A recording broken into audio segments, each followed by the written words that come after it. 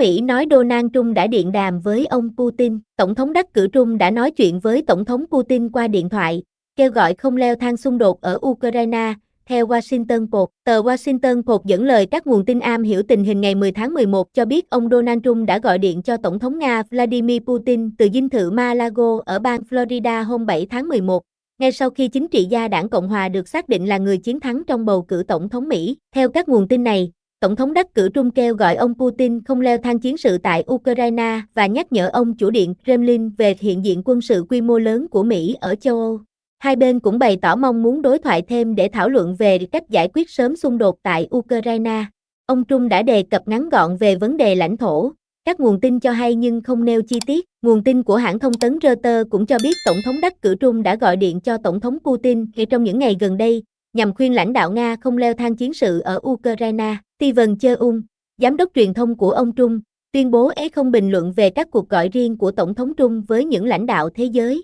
Đại sứ quán Nga tại Mỹ chưa đưa ra phản hồi. Ông Trump hôm 7 tháng 11 tiết lộ đã trao đổi với khoảng 70 lãnh đạo trên thế giới trong vòng 24 giờ, nhưng không nhắc đến Tổng thống Putin. Tôi nghĩ chúng tôi sẽ nói chuyện, ông Trump nói khi đó. Phát ngôn viên điện Kremlin Dmitry Peskov cùng ngày cho hay Tổng thống Putin có thể điện đàm với Tổng thống đắc cử Trump trước ngày nhậm chức ngày 20 tháng 1 năm 2025, nhưng Nga sẽ không phải là bên thực hiện cuộc gọi. Donald Trump trở thành Tổng thống Mỹ được dự báo có tác động lớn đến chiến sự tại Ukraine, do ông nhiều lần tuyên bố sẽ nhanh chóng chấm dứt xung đột sau khi đắc cử và đe dọa cắt đứt viện trợ cho Kiev. Giới chuyên gia nhận định mọi thỏa thuận nhằm nhanh chóng kết thúc xung đột tại Ukraine đều sẽ có điều khoản yêu cầu Kiev từ bỏ một số lãnh thổ do Moscow kiểm soát. Brian Lanja, cựu cố vấn của ông Trump, hôm 9 tháng 10 nói Ukraine cần từ bỏ tham vọng lấy lại bán đảo Crimea để chấm dứt chiến sự. Đội ngũ của ông Trump sau đó tuyên bố phát biểu của ông Lanja không đại diện cho Tổng thống đắc cử Mỹ. Tổng thống Ukraine Volodymyr Zelensky từng khẳng định từ bỏ lãnh thổ hoặc đáp ứng các yêu sách khác sẽ chỉ khuyến khích Nga thực hiện thêm hành vi gây hấn. Ông Zelensky hôm 6 tháng 11 điện đàm với ông Trump và mô tả đây là cuộc trò chuyện tuyệt vời,